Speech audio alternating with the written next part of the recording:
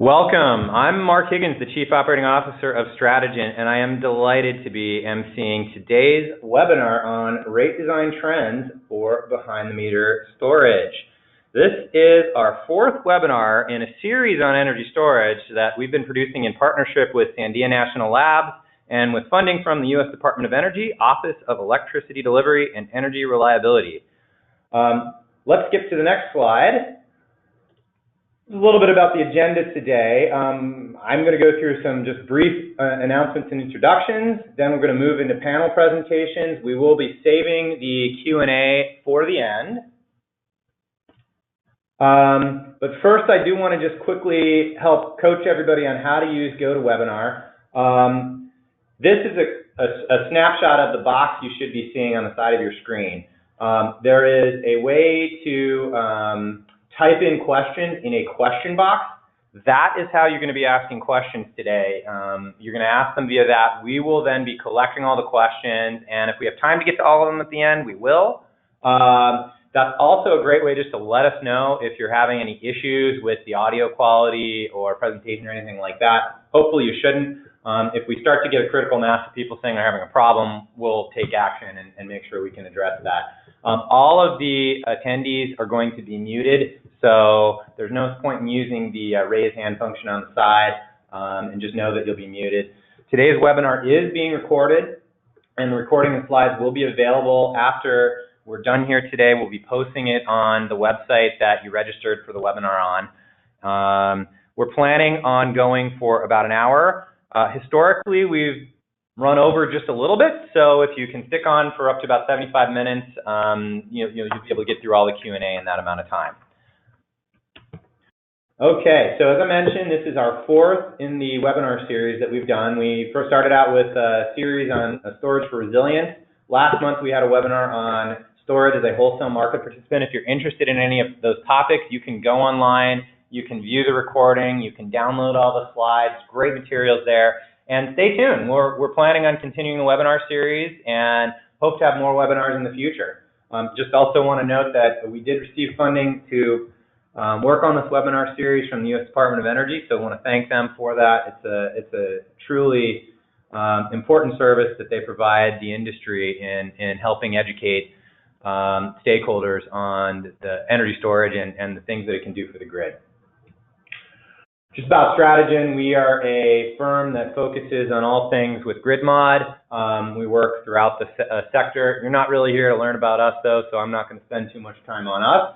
But I do want to highlight that if you're interested in more education on energy storage, love to have you join us for Energy Storage North America. It's an event that we produce in November of this year, November 6th through 8th. It's going to be in Pasadena, California, just north of LA.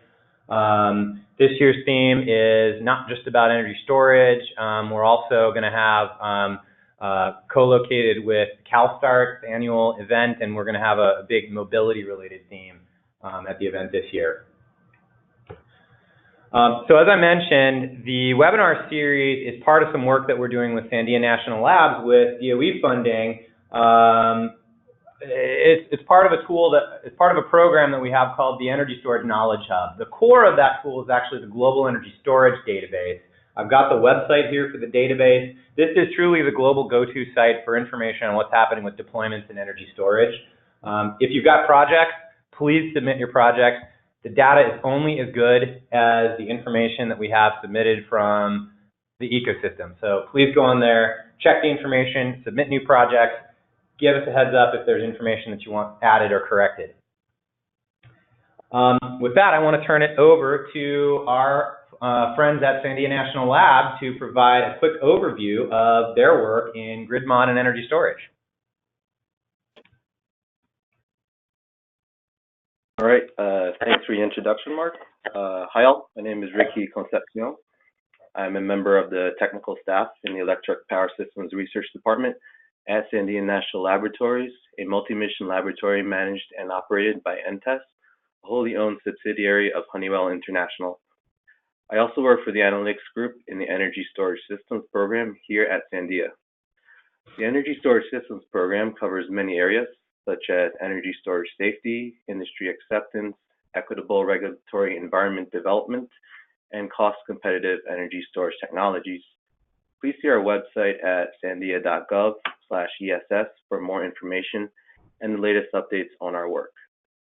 The Energy Storage Systems Program is part of the larger Grid Modernization Research Program at Sandia, which is aimed at addressing the wide array of challenges that our evolving electric grid is facing now and in the future, as you can see on the slide here. As distributed energy resources such as energy storage continue to be rapidly adopted, the role of electric utilities is as important as ever. Today's webinar on rate design trends for behind-the-meter storage and potential grid-level benefits from storage will be sure to highlight that. On behalf of our sponsor at the U.S. Department of Energy, particularly Dr. Imre Gyuk, who manages the Office of Electricity Energy Storage Program, as well as Dr. Babu Chalamala, the Program Manager of Energy Storage Technologies and Systems here at Sandia, I'd like to welcome you and thank you for participating in our webinar. Thank you, Ricky. I really appreciate that, and I want to thank Sandia National Labs as well for their partnership in producing this webinar series. With that, I'd like to turn it over to the moderator of today's panel, Ed Burgess. Ed is a director at Stratagen. Ed? Thanks, Mark. Hello, everyone. I'm Ed Burgess, Director of Stratagen Consulting, and I'll be introducing today's webinar panel. Before I introduce the panel, I just wanted to take a few minutes to set the stage for today's topic. Shown here is a chart of grid-connected battery storage deployed in the U.S. over recent years. This is based on the information that Stratagen has compiled for the Global Energy Storage Database that Mark mentioned earlier, and you can see the clear upward trend. I'll just note, it may look like it's leveling off in 2018, but as we know, a lot of projects go in the Q4 of each year, and so we're anticipating that will continue to be an upward trend. But what you can really see is that the customer-owned energy storage segment makes up a pretty significant component of the overall growth in deployment we've seen recently. And this raises several important questions. First, how and why are electricity customers using storage today? Second, what other uses could there be in the future? And finally, how can retail rates align customers' use of storage with the larger needs of the grid? As an example, one of the larger needs that is often discussed for storage is meeting peak demand.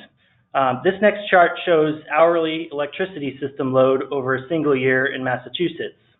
You can see that the top 1% of hours with the highest demand are driving 8% of the overall system costs. From this, it's easy to understand why there's a tremendous value in finding ways to reduce demand in those 1% of hours, and storage is a great tool to do that. So, of course, there's many tools we can turn to for managing peak demand, and at Stratagen, we've worked on all of these tools, helping state governments, electric utilities, private companies, and NGOs tackle this problem. But, of course, the tool we're focused on today is the last one on this list. That is getting the right price signals in place to encourage beneficial load management with devices like energy storage. And I think there's tremendous promise here for storage, which happens to be a very effective tool for targeting peak demand reduction.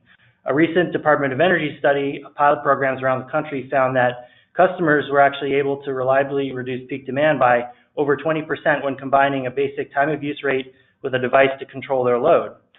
The growth of behind-the-meter storage has the potential to augment this significantly. But of course, we need price structures that make sense and to ensure that the steps taken are both cost-effective and fair to all customers. In any case, there's no question that the overlap between customer-sided storage and retail rate reform is a very active and exciting arena. I'm sure you'll agree once you've heard from today's panelists, which I'm now going to introduce. Once I've introduced the panel, each of them will give a brief 10-minute presentation. We've got a lot to cover, but we'll have some time for questions at the end. As Mark mentioned, please send your questions at any time through the chat function, and we'll stay on a little bit past the hour to try to get them all answered. But please be mindful of the panelists' time, so I apologize in advance if we can't get to all of them. First up on the panel, we have Galen Barbos. Galen Barbos is a research scientist in the electricity markets and policy group at Lawrence Berkeley National Laboratory. Galen has been at the lab for 17 years, conducting analysis and providing technical assistance to policymakers on issues in the electricity industry related to renewable energy, energy efficiency, and electric system planning. His presentation will summarize the results of an analysis exploring how specific details of rate design can impact the economics of behind-the-meter storage. Next will be Stephen Wemple. Stephen is the General Manager of Con Edison's Utility of the Future team, responsible for the energy policy issues associated with New York's Reforming the Energy Vision, or REV, proceeding. Prior to joining the Utility of the Future team, Stephen was Vice President of Regulatory Affairs, representing Con Edison's non-utility affiliates in state and federal regulatory proceedings. He will discuss the different and evolving opportunities for capturing revenues for energy storage co-located with customer load, as well as connected directly to the distribution system, with a particular focus on his New York experience. Following Stephen, we'll hear from Nathan Wyeth. At Sunrun, Nathan Wyeth leads engagement with utilities and wholesale markets, enabling residential solar plus storage to deliver value to the grid. Prior to this, he served as Chief of Staff to Sunrun's CEO and worked in emerging markets and renewable energy development. He'll discuss Sunrun's approach to making it simple for homeowners to access clean energy, backup power, and energy savings with rooftop solar plus storage. And finally, we have Dr. Tu Nguyen. Dr. Nguyen is a postdoctoral appointee in the Energy Storage Technology and Systems Department at Sandia National Laboratories. He received his PhD degree from Missouri University of Science and Technology, has worked as a postdoctoral research associate at University of Washington. His research interests include energy storage economics, microgrid modeling and analysis, and the integration of distributed resources into power grids. His presentation will provide an overview of the rate structures commonly used by the utilities in the U.S. and the use of behind-the-meter energy storage to maximize cost savings for customers. So now, without further ado, I'd like to turn it over to Galen Barbos. Galen, please begin your presentation. Great, thanks, Ed. I'm really happy to be here and very much appreciate the opportunity to share our work. I'm going to talk about some current work of ours that is looking at the impact and importance of rate design for the customer economics of behind-the-meter storage. A colleague of mine, Naeem Dargouth, is actually the one who's been leading much of this work, but Naeem is on a plane at this moment, so I'll be filling in and we'll hopefully do all of this some justice. So next slide, please. So in exploring the implications of rate design for the customer economics of behind-the-meter storage, the idea here is really to dig into the weeds in terms of specific rate design features and to understand how they impact the utility bill savings that a customer with behind-the-meter storage would receive. And here we're looking at both demand charge savings, as well as savings on energy charges associated with arbitrage between high price and low price periods. And what I'm going to share here today is really just a snippet of this work. And it's also preliminary. We're still fine-tuning a lot of this analysis and are planning to publish it in the next month or so. So just consider this kind of a sneak peek at a larger body of work that will be forthcoming hopefully soon. Next slide. So just to give a sense for what kinds of rate design details we're looking at here on the demand charge side, first and foremost is of course just the size of the demand charge rate, the dollar per kilowatt hour, dollar per kilowatt rate. But then you've got all sorts of other design details that can also matter from the perspective of storage economics, such as whether the demand charge is based on a coincident or non-coincident demand, if it's based on a measure of coincident demand, how that coincident period is defined, the averaging interval over which billing demand is measured, and then whether or not the demand charge rate has some seasonal component or ratchets or tiers, and so on. And so we're kind of really digging into how those different things matter. And then with respect to energy charges, and specifically arbitraging between high and low price periods, what matters here is of course the overall price differential between the high and low price periods, but then in addition to that, kind of whether or not those alternating periods occur on a daily basis or some other frequency, and how that changes over the course of the year. And so with this energy charge arbitrage component, really principally, we're talking about time-varying retail rates like time of use and real-time pricing and critical peak pricing. But energy arbitrage can also arise in the case of net billing rate structures. And this is a rate structure for customers with behind-the-meter solar or other behind-the-meter DG technologies, where you've got one price that is paid to the customer for electricity that's exported to the grid, and then whatever is consumed behind the meter obviously just offsets retail electricity consumption. So that also can create an arbitrage opportunity. So next slide, please. So I won't say much here about the underlying data and methodology, other than just to note that we calculated annual bill savings from behind the meter storage under lots of combinations of customer load profiles and rate designs, as well as varying assumptions about the storage duration. Next slide. So focusing first on demand charges, here we see how the annual bill savings from storage depend on specific features of the demand charge design. And here we're focusing on a specific example, a shopping center with 2-hour storage. And what we show in the figure is the value of the demand charge savings in terms of dollars per kilowatt of storage capacity. And what we show is, with the blue line, we show that annual bill savings value for a reference demand charge design. And then the orange bar segments show variations in that bill savings around the reference design, where we vary, in each case, just a single design parameter.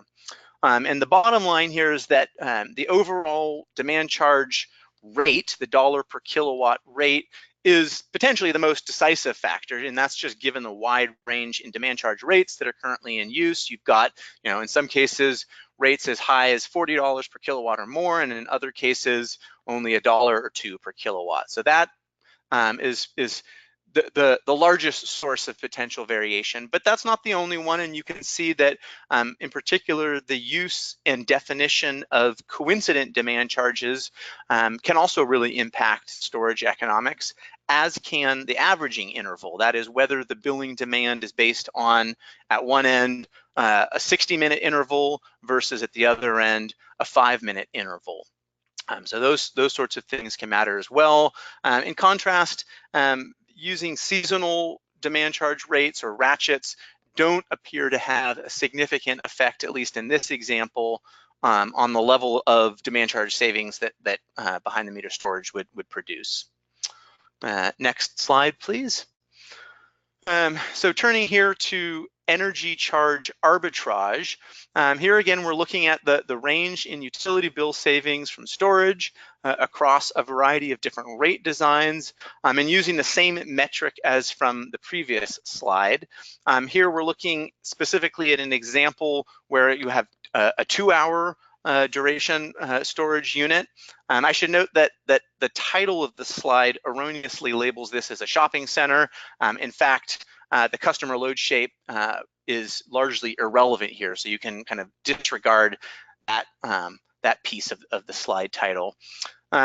So I don't have time to really explain a whole lot here, but basically you can see that the energy charge savings from arbitrage are fairly modest under real-time pricing, RTP, but are potentially quite a bit higher under some TOU rates, and even higher than that under some critical peak pricing tariffs, where in the case of CPP, about half of the arbitrage savings are coming just on those limited CPP days. So, 10 or 15 or 20 days out of the year when the critical price period is called. And then the remainder of the arbitrage savings under those CPP rates are coming from the other days where you're just arbitraging across the daily TOU rates.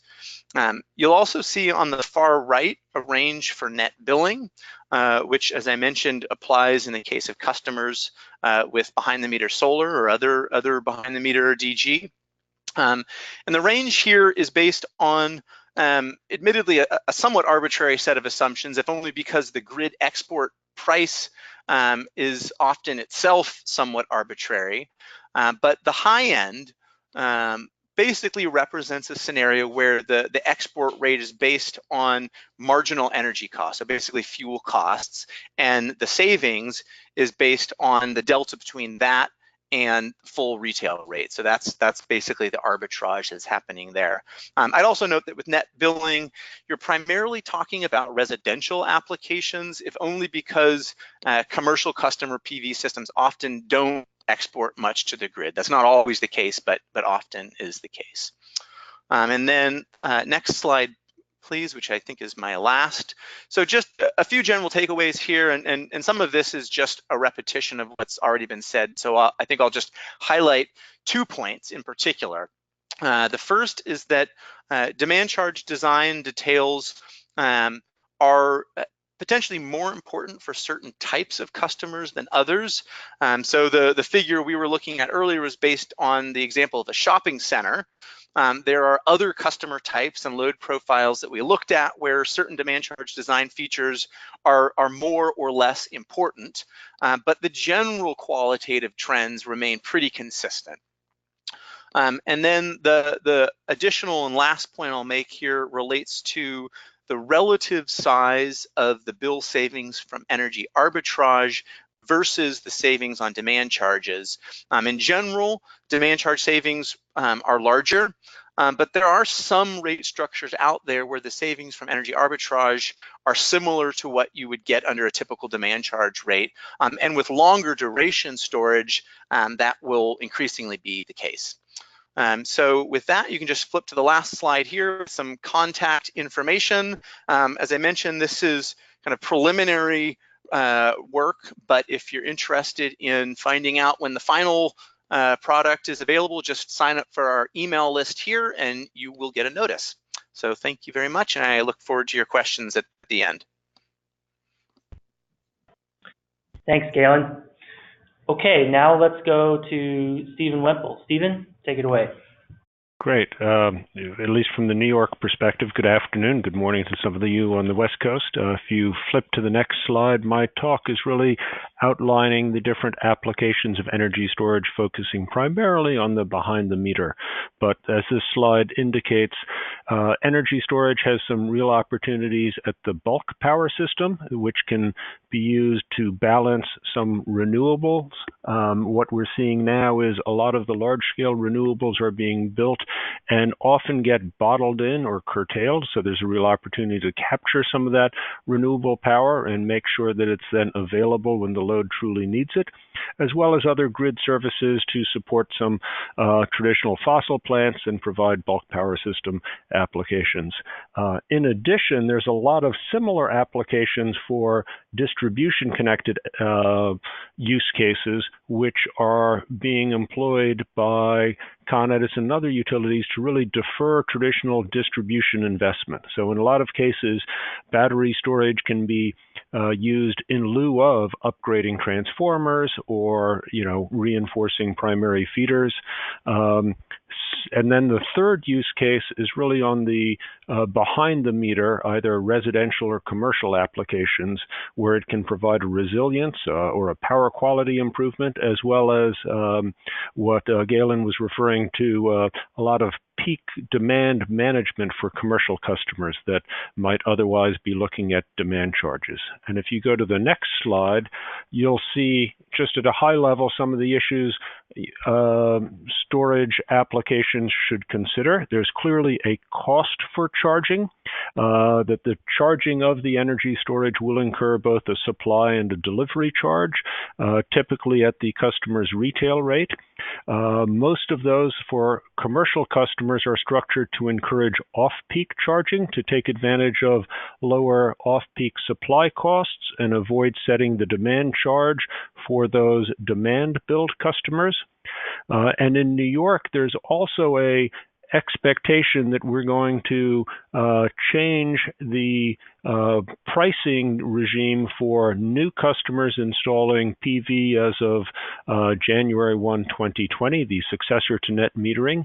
And there was a coalition of folks, including EDF, PACE, New York Best, and the New York Utilities and New York Geothermal, that suggested a demand charge for those mass market customers installing clean distributed energy resources would make sense for the distribution charge. So we could see more and more customers looking at demand charges and then looking at storage as a way to work with that.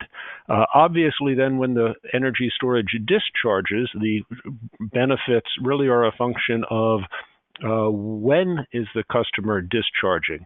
And so to the extent that those discharges can happen at high energy costs, you can avoid paying the higher costs. You can also have environmental benefits because the emissions at those high energy cost periods are usually higher. And similarly, the customer can reduce their as-billed demand charges. Now, what New York has done is gone a step further that says if power is physically flowing into the distribution grid, there's this value of DER or VETR compensation mechanism, which is expected which currently applies to solar, but has some real likelihood that it'll apply to storage as well. The utilities have already filed a draft tariff that's awaiting commission approval to extend the value stack to solar paired with storage, and I would anticipate sometime later this year we will see a filing to extend it to standalone storage as well as other distributed resources. So with that, I'm going to take to the next slide that's going to talk through some of the value stack pieces. And assuming the commission approves it, basically the New York paradigm would then offer for any injections into the distribution grid, and this would apply to either the distribution connected resources as well as a behind the meter resource that is exporting into the distribution grid. The energy would be valued at the day ahead locational marginal price. The installed capacity component, there are three different options for that. There's sort of a volumetric crediting for all hours. There's the option for a more concentrated summer peak, as well as the sort of coincident peak. Right now, storage under the utilities proposal, if paired with PV, could be eligible for any of those. So it could firm up and improve the sort of summer on-peak period as well as the coincident peak, but standalone storage would likely only get the annual coincident peak. In addition, New York recognizes the environmental value, which is set at the higher of the social cost of carbon or the latest renewable energy credit or REC auction that NYSERDA runs, and currently that's at $27 a megawatt hour for new resources. The expectation is that storage could help unbottle some bottled in environmental attributes from renewables and could help capture some of that. And then there's a proceeding underway to look at, is there a differential between the on and off peak emissions characteristics beyond what's in the LMP that could possibly apply to storage. The next bucket of values are really based on the distribution benefits. There's a market transition credit, which is basically an extra incentive for bringing renewables to mass market customers. That would not be applicable to storage generally, but what is applicable is a distribution relief value that basically is measuring the injections into the grid, into the utilities distribution system during our top 10 peak hours of a given year, and then that determines the value for the following year based on our marginal cost of service study or MCOS studies. And finally, the utilities have identified some higher value portions of our distribution grid where that same top 10 hour approach would provide even additional incentive if deployed and injecting into the distribution grid in areas where there's additional needs. So if you go to the next slide, it sort of shows pictorially how these things map out. And this was really designed for solar customers where the value stack plus the MTC is supposed to get you close to traditional net metering and could be higher if it's located on the right with the locational system relief value, but it's obviously lower in that value stack standalone bucket because you're not getting that MTC incentive. So if we go to the next slide, This shows the areas that Con Edison has identified as having high value areas. It's about 19% of our service territory on a load-weighted basis, where we've said we have distribution needs. If resources can be sited and can inject into these areas, we're willing to pay a higher incentive based on the injections that are coincident with our top 10 distribution hours. So the next slide shows numerically how that might work. Con Ed's current distribution relief value is roughly $200 a kilowatt year. Yes, $200 a kilowatt year. And on top of that, our locational system relief value is another $140 a kilowatt year. So adding those two together gets you to roughly $340 a kilowatt year. The LSRV, by the way, is locked in for 10 years. The DRV is locked in for 3 years, based on the interconnection execution agreement. So Con Edison has 4 different, what I'd call divisions of our service territory based on whether they're sort of daytime, afternoon, evening, or late evening peaking. And the percentages here are the solar coincidence based on NREL data. So solar, we expect to be about 47% coincident in our daytime peaking based on nameplate. And so the initial year, that's what the solar would qualify until they get real performance data. And similarly, on the other extreme, in the nighttime, they'd be a little less than 12%. So there's a real opportunity for storage to firm up solar to try to capture more of these DRV, LSRV benefits, or on a standalone basis to capture them just as is. Going to the next slide. Another area of opportunity for storage is responding to Con Edison's non-wire solicitations. Our biggest one that was probably most heard of is our Brooklyn, Queens demand management, where we were looking to avoid $1 billion substation, and we solicited a lot of proposals, including energy storage. We've since gone on to have lots of other solicitations. Down at the bottom, we have Newtown Creek, where bids are due end of August. We have 2 more coming up. Lots of good information at www.coned.com/nonwires. Next slide then shows some of the expected enhancements. As I said, we expect to expand this value stack to standalone storage probably by the end of the year. There's some discussion as well to time differentiate that environmental value, so that could give storage the ability to arbitrage low carbon to high carbon. There are likely some updates to the DRV LSRV rates, and NYSERDA is looking to give extra money as outlined as part of our energy storage roadmap, which is the guideline to get to 1,500 megawatts of storage in the state by 2025.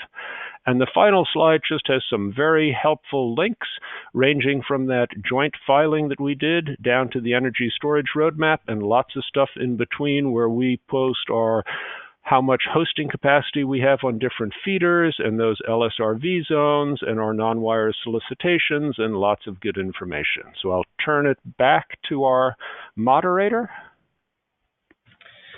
Thank you, Stephen. Our next presenter will be Nathan Wyeth from Sunrun. Nathan, go ahead. Hi, everyone.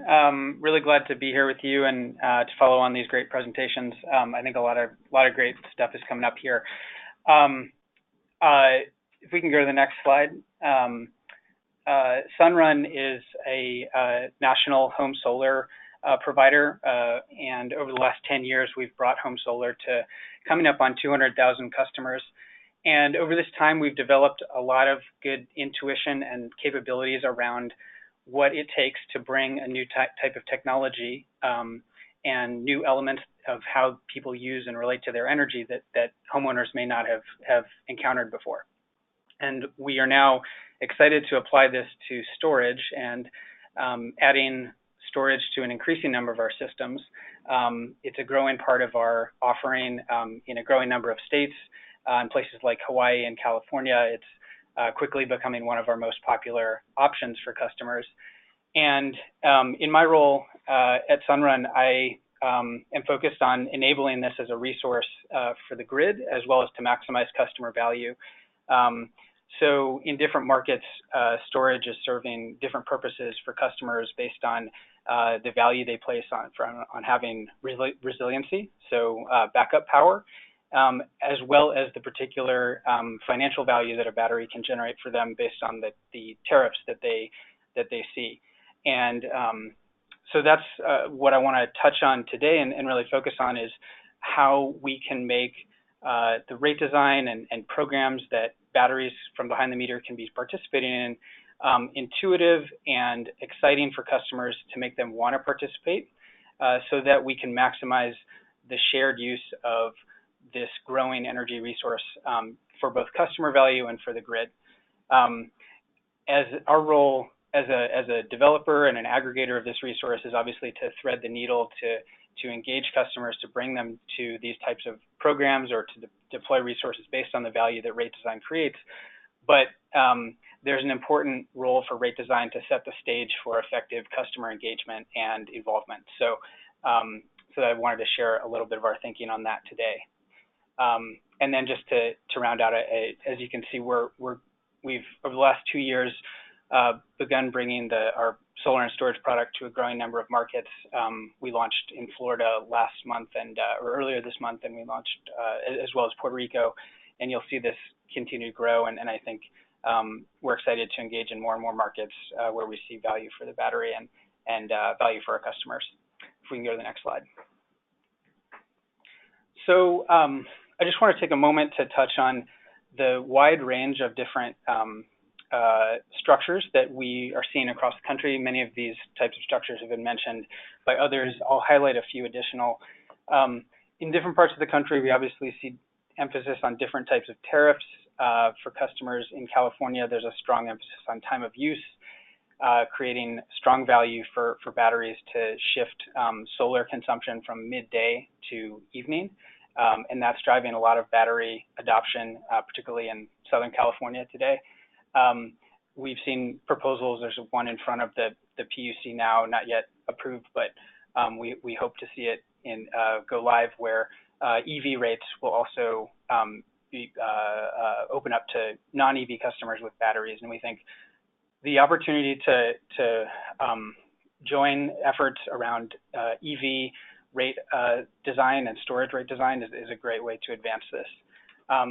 There are obviously some residential demand charges popping up in a few markets, and as mentioned, there's aspects of demand that are factored into like the VDER value stack. And then there are a couple examples out there, some live, some more in a pilot stage around dynamic pricing. And that really raises an important question around how customers understand what's going on with their rates, which I'll come back to. And then as well, we also see a growing number of utility programs that customers can become part of with batteries, whether it's a battery-focused bring your own device or shared access type of program like Green Mountain Power has done. PSOG Long Island has just proposed an exciting program, as well as the type of procurements that were just mentioned in New York, and there are some California examples as well. We can go to the next slide. So the biggest question that we get asked frequently is why would a homeowner want a battery? And for many people, it's an intangible value of backup power in an emergency, whether it's a short outage or an extended one. And I think that the demand for this is in evidence based on the number of standby generators out there today. We think batteries can be an improved version of this and bring more value to back to the grid as well. I want to emphasize that in relation to the really complex rate design elements being discussed here today, if you can put yourself in the shoes of a customer who's not engaged in energy rate design, the amount of time that they spend thinking about or trying to understand these structures is really limited. And if it's not intuitive in a way that they can both engage with and understand quickly, but also retain an understanding of for years and years over the course of the lifetime of a battery, during which you'd hope it would continue to be used in an ongoing basis, you will end up with either lower adoption rates or customers who lose track of why their battery is doing a certain thing in relation to a tariff or a program. And they might start calling the utility, they might start calling an aggregator, and they might start deciding that they don't want to use that battery in a given type of program or in a given way in relation to price signals. So that intuitive understanding is really key in our view. And if we can flip to the next slide. I just wanted to encapsulate sort of how we boil this down at Sunrun into a communication to customers that shows how simple we need to make this in order to get the kind of adoption that we see the potential for. So there's obviously numbers, quantitative measure, and financials that can be put behind a piece of customer collateral like this.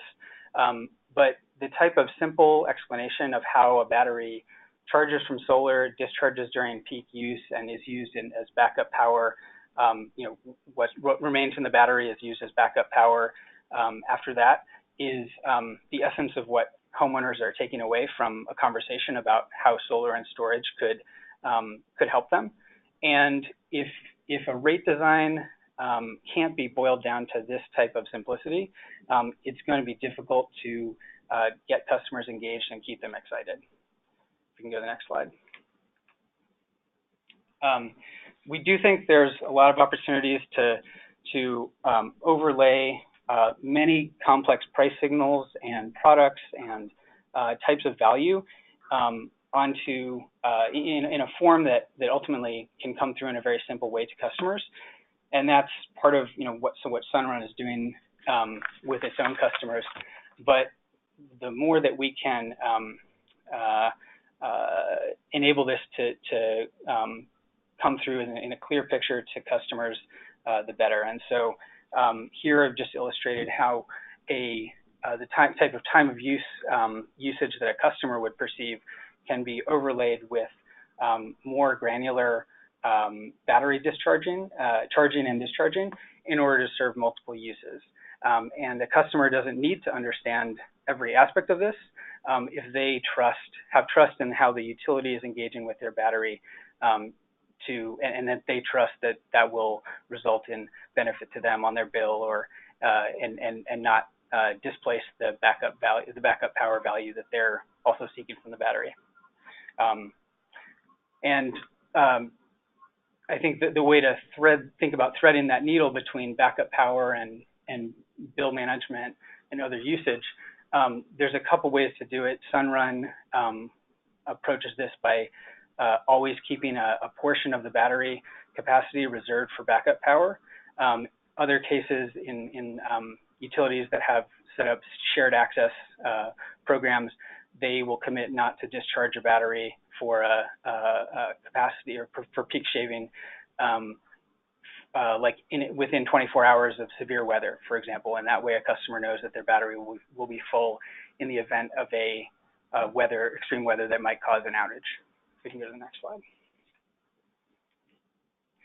So to wrap up, I just wanted to share a couple thoughts on how we can make rate design and program design most effective for engaging customers and keeping them engaged. One, I think building long-term structure so that when a customer adopts a battery, they can have some certainty around the value it will bring them over time. That's fairly self-evident, but important to consider, and given that the timelines for different valuation of grid services can vary. Second, I want to emphasize that one of the key hurdles is creating reliable value for customers in having a battery, having what I'll call shared access, shared usage of a battery. If you can get a customer comfortable with that concept in general, and ensure that they feel that when that's happening, it's benefiting them, then the landscape for use of that battery on an ongoing basis broadens considerably. If customers are really more in a place where if they're not comfortable with that concept in general, it's going to be harder to get them to go along with the use of a battery for anything other than backup power. And so in a tariff structure where they see benefit to load shift, for example, in their, from a time of use type of design, for example, that lays the groundwork for a lot more layering on a lot of other value stacking. And then to round this out, the simpler that we can make this for customers, the better. It's even just the variation that customers might see on their bill from one month to another raises questions. And so the more that we can levelize or simplify, the better. And finally, making it simple and intuitive to have a behind-the-meter resource participate in a utility program or join a rate structure, the better. There's a lot of movement towards more digital ways to give customer permission for this. I think that's going to be important if we're going to layer multiple pieces onto a particular asset. So with that, I'll wrap up and just say, with the final thought that at Sunrun, one of our company values is to be human-centric in everything we do, and that's just I think a value that will help us achieve success here if we can remember that at the end of the day, it's humans that need to be part of the equation to get the full value out of the energy resources that we have the potential to deploy. Great, thank you, Nathan. I now would like to turn it over to our final panelist, which is Dr. Nguyen. Dr. Nguyen, take it away. Thank you, Edward, for the introduction, and good afternoon. Thank you very much for having me today. In this presentation, I will discuss about the use of behind-the-meter energy storage to help the customers minimize their electricity bills. I will also provide some examples that studies the use of behind-the-meter energy storage for different types of customers, including residential, commercial, and industrial customers under different tariff structures.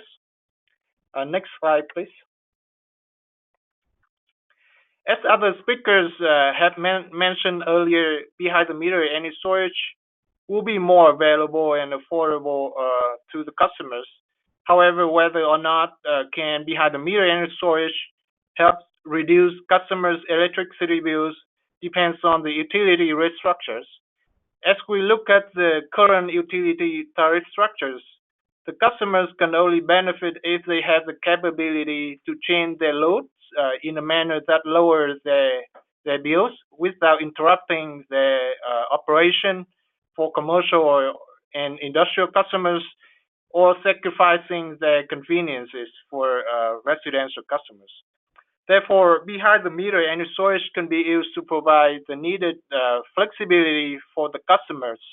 For example, net metering customers can increase their savings by storing the excess renewable energy when the load is low and use that energy later when the load is high. So time of use customers can benefit by charging their batteries during off-peak hours and then discharging them during peak hours. Time of use customer can also reduce peak demand by discharging during peak load hours. Next slide, please.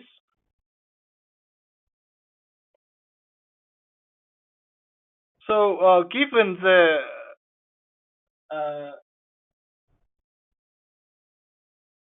another slide, please.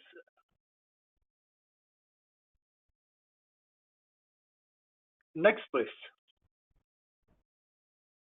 Okay.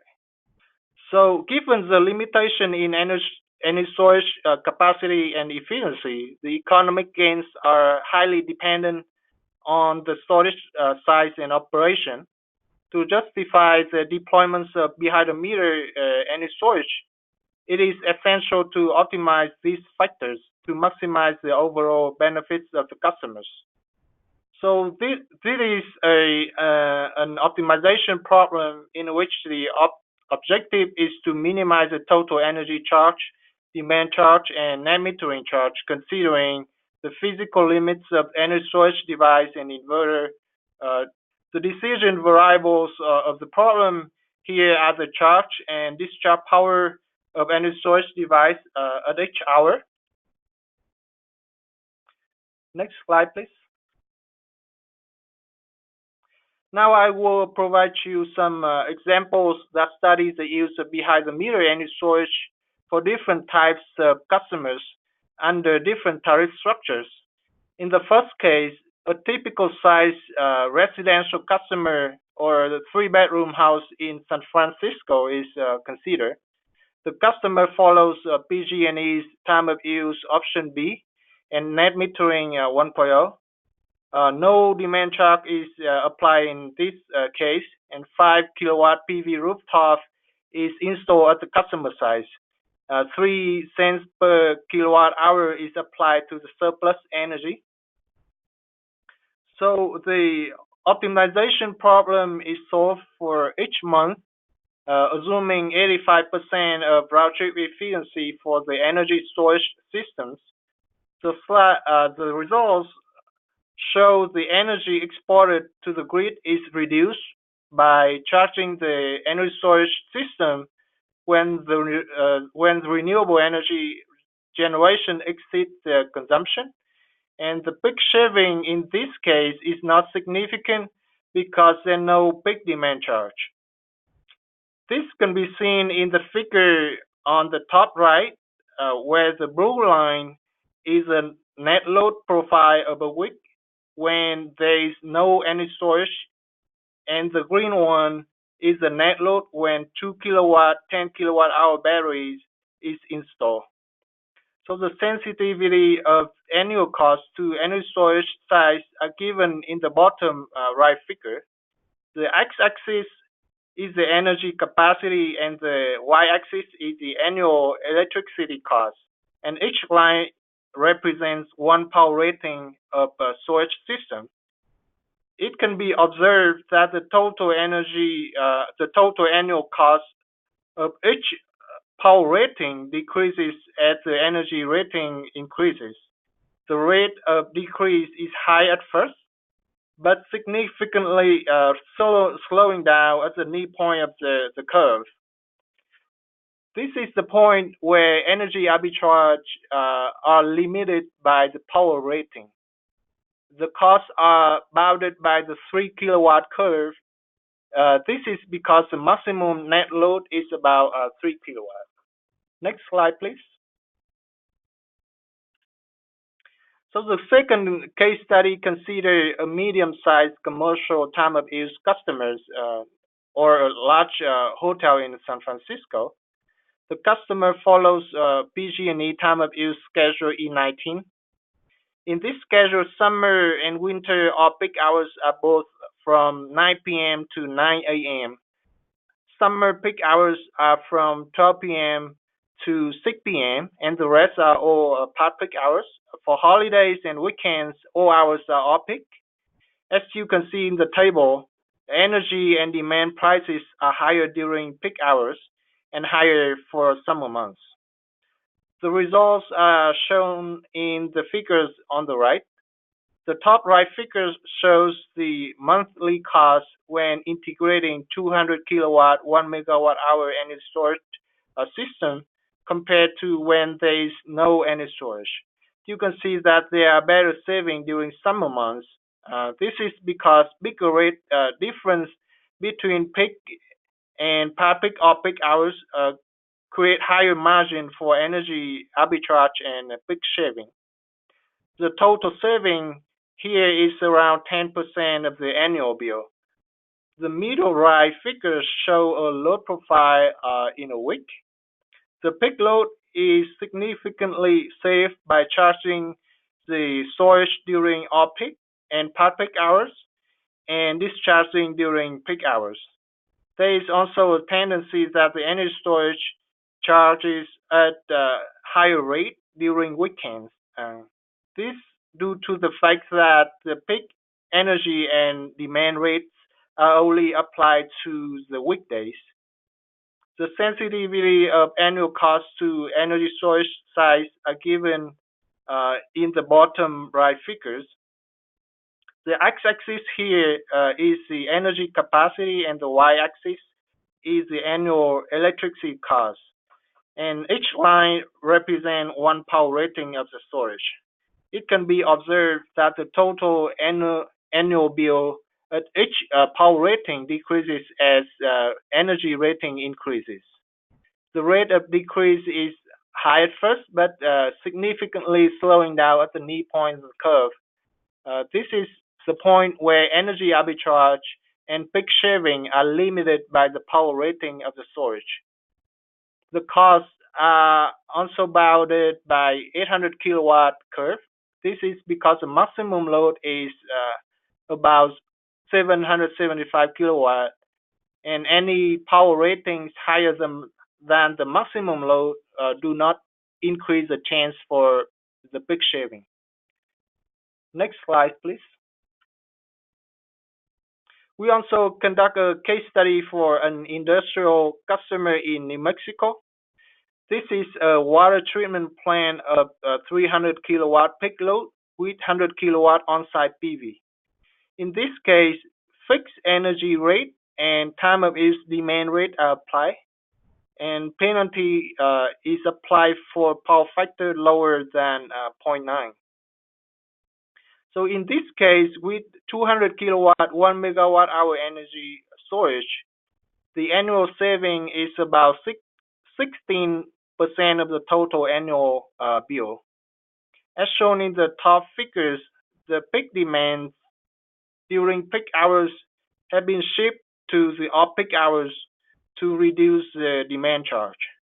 Since PV system is relatively large, the power factor decreases when PV system producing power. Therefore, the inverter must inject reactive power in order to raise the power factor above 0.9. As you can see in the bottom figure, the battery inverter successfully maintains the power factor over 0.9 while charging and discharging for time of use management. Next slide, please. Hey, Dr. Nguyen, we are getting close to the top of the hour, so I want to also get to some of these questions. If we could wrap up the conclusions in just the next minute, that'd be great, so we can get to some. We got a lot of questions here we want to try to answer in the next few minutes, so thanks. I'm wrapping up right now. So as shown in the case study, the behind-the-meter energy storage can help the customer reduce their electricity bills. However, before deciding to buy the behind-the-meter energy storage system, a customer always needs to know the payback time given the investment cost. Unless you already have a quote from a vendor, it is hard to know the investment cost. So another way to ask these questions is, what would be the maximum of investment that the customer should pay in order to have the system pay back in 5 years, 10 years, or some expected number of years? So for the case study presented above, the given storage size and interest rate of 5%, the system should not cost more than $100 per kilowatt hour for the residential customer case, and $200 per kilowatt hour for the customer commercial customer, and $150 per kilowatt hour for the industrial customer in order to pay back in 10 years. So the key, next slide, please. The key takeaway here is behind the meter can provide the solution to have the customer benefit from the rate structure, but whether or not behind the meter makes sense depends very much on utility rate structures and the cost of the system. Next slide, please. So for more details about thank you. methodologies and formulation, please check out our references. Great. Thank you so much, Dr. Nguyen. And I want to thank all of the panelists. That was a lot of great information, and I just want to mention up front that there will be a recording and the slides will be available after the webinar. So if people want to go back and look at all this, the slides that were just presented, they'll be able to do that. Again, we are now sort of at the top of the hour. We've asked that the panelists stay on for a few more minutes to try to answer some questions. So if folks are able to stay on to listen, that'd be great. And so to start things off, we have a question for Galen. And the question is, in the analysis, are you evaluating both customer bill savings and long-run system savings, or only bill savings? Yeah, that's a great question, and actually speaks to a bullet point somewhere in my slide deck that I glossed over. So for this initial phase, we're really just looking at the customer economics, but then the next phase of the project is to do exactly what that question teed up, to then kind of assess how alignment of to assess the alignment of the customer economics with the utility system value in order to kind of try to identify which rate designs line up the economics for both the customer and the utility in an efficient way. Thanks for clarifying. Okay, this is a question I think that would be posed to the group, but do the panelists think that energy storage resources are unique enough to eventually require energy storage specific tariffs, or will the existing tariff structures that we have today be sufficient to be able to value storage's capabilities? Any thoughts on that? Ed, this is Steve from Con Ed. I think energy storage has unique characteristics because it can both charge and discharge. But with that said, our approach is we want to make sure that we come up with the right tariff that sends a price signal for all distributed resources. And if you think about, electric vehicles, when they charge, that's sort of the injection, and other distributed resources when they choose to discharge, or when customers do aggressive demand management and consume less, that's the equivalent of a battery discharging. So our approach is we want to get a common set of tariffs that send the right price signal to all DER rather than technology-specific tariffs. This is Nathan from Sunrun. I would agree with that pretty much fully, and I'll just add on that there's, especially in the residential side, there's some hesitation, and it's appropriate in most cases to not add too much complexity or variability or granularity to the price signals without a lot of careful customer education. With that said, I think there's could be an exciting role to provide optional tariffs for people who adopt the EVs or storage or solar or other DERs that can manage those price signals for them. So I think it opens up avenues with regard to the residential segment that would not necessarily be appropriate without a DER. Thanks. And while I've got your attention, Nathan, another question for you. Do you have a sense of if customers understand things like coincident peak demand charges versus non-coincident charges or time of use? How much does the Sunrun software help customers avoid, certain types of charges? Is that something that they truly grasp? So it's a great question. Sunrun emphasizes making things simple for customers, and so we orient to having the battery, in this case, do the work for customers in terms of knowing when is on peak, when is off peak, and if that changes and when that changes, so that people don't have to be checking their watch and checking their calendar. With that said, we do want customers to understand why a battery can help them, and once they adopt it, what it's doing for them. If they don't have that understanding, they won't value it enough to adopt or want to continue to ensure that that battery is responding to those price signals. The short answer is like when you get into the details of coincident peak, non-coincident peak, the answer is definitely no. Like, people do not absorb this at a level that they're going to be thinking about those levels of details. And that kind of comes back to my point on why we need to boil this down to the elements that customers can grasp and that then technology can manage. I would just, stepping out of our day-to-day work in the energy sector, like think about when you last bought a lawnmower, how many of the details from buying that lawnmower you retain 5 years later. Like that's kind of how I think we should think about how many homeowners are going to be relating to batteries or other technologies that are managing energy in the background for them. Thanks. Okay, the next question is for Stephen. In the VDER mechanism, what is the volumetric credit for installed capacity supposed to represent? It sounds like a battery could receive capacity-related compensation for exporting to the grid during off-peak hours. If that is the case, how does that align with actual system capacity needs? So good question. The VDER capacity rate was really designed for solar, which gives credit under the alternate one capacity proposal to any injection across the entire year, and it mirrors how we charge volumetric customers for consumption. Now, a dispatchable resource like a battery would not be eligible for that.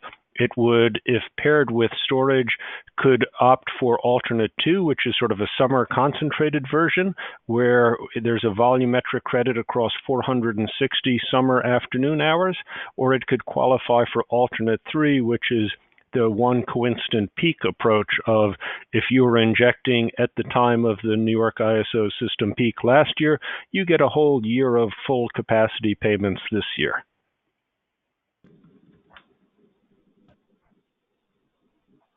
Thanks.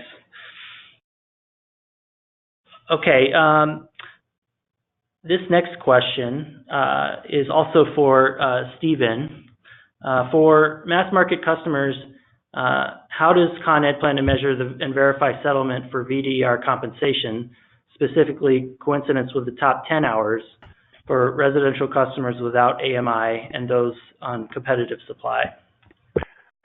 So Con Edison's in the process of a saturated smart meter AMI deployment. We're well on our way in Westchester and Staten Island, where we started. And the plan is for customers adopting solar and other distributed resource technologies that require value stack. We would put in a smart meter perhaps ahead of their neighbors to capture 15-minute data from residentials, and our metering will capture 5-minute data from commercial demand build customers.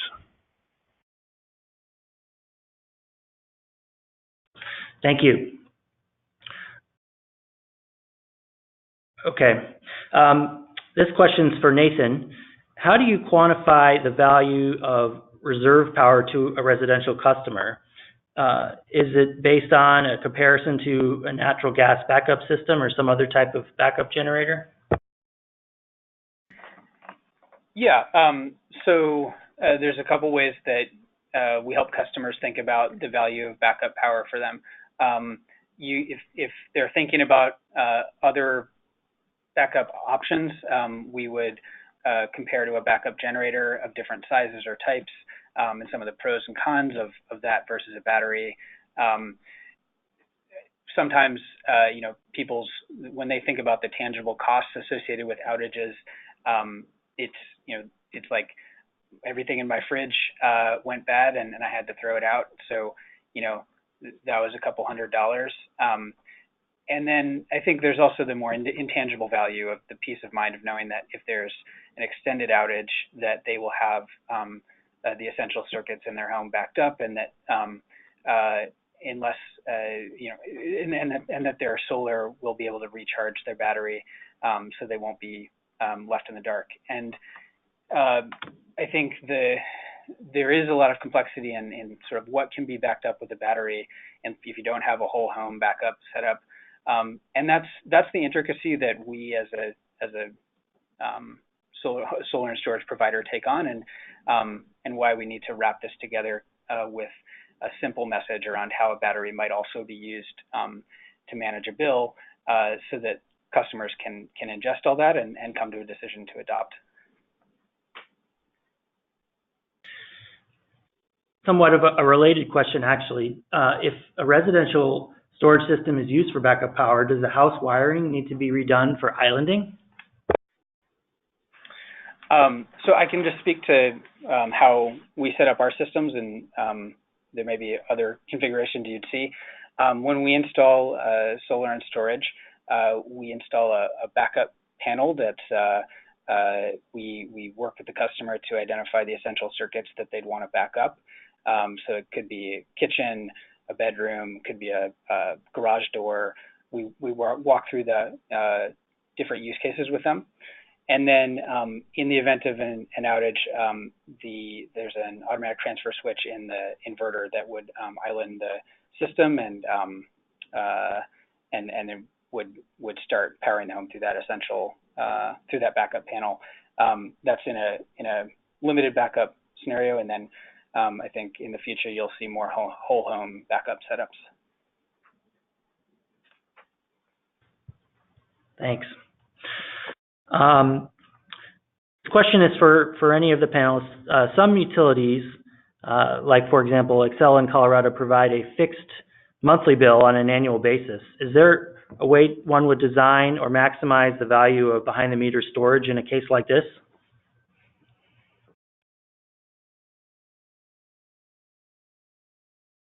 It is to for fixed rate, there's no opportunity to save the bill because it's fixed, right? You can only take advantage of the difference between off-peak and on-peak and off-peak hours of the rate. So that's why fixed rate is not really helpful. Thanks. Again, I think this could go to anybody, but as we see more behind the meter storage enabling customers to potentially leave the grid, what do you think is a solution, or how would we ensure that there's enough finances to maintain that the grid is being supported as this demand falls? So this is Steve from Con Ed. I think the concept of customers leaving the grid, whether it's a residential customer with solar and a wall pack, or even a larger customer with a combined heat and power, we're finding most of our customers, even if they want to self-supply a good portion of the time, find significant value staying interconnected to the grid so they don't have to build in the redundancy to maintain their desired level of reliability. So we're seeing a lot of larger customers who actually have their own cogen, who in some cases did truly island, looking to come back to get some extra reliability.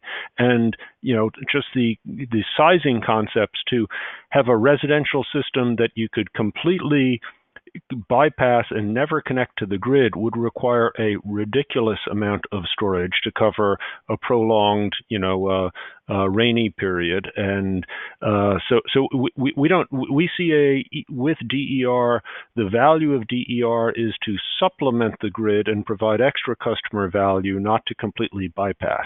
And I think then the challenge is, how do you price that sort of grid access or that grid utilization? And that's probably a topic for a whole separate webinar, right? Definitely. All right. Well, and I'll just tag on to say that I also pretty much fully agree with that, and it goes to the heart of why we need to thread this needle so that we can access this the energy resource, and we're not overbuilding infrastructure when we have the opportunity to integrate it. Yeah. Great, thank you. And we have a few more, but we want to be mindful of the panelists' time here, so I think we're going to have to wrap it up at this juncture. And I'm just going to pass the mic back to my colleague Mark for a last quick word. Thanks so much, Ed, and thanks to all of our panelists. That was a great discussion today. This is the fourth in our webinar series. We'll be following up with everybody on upcoming webinars, hopefully in the near future. And if you like this, you thought it was interesting, please join us at Energy Storage North America in November. It's going to be in Pasadena. So we're going to continue the conversations. We'll have great workshops on all of these topics and more. Thanks again to Sandia and to the U.S. Department of Energy for their support and partnership in putting together this webinar series. Thanks, everybody. Have a great day.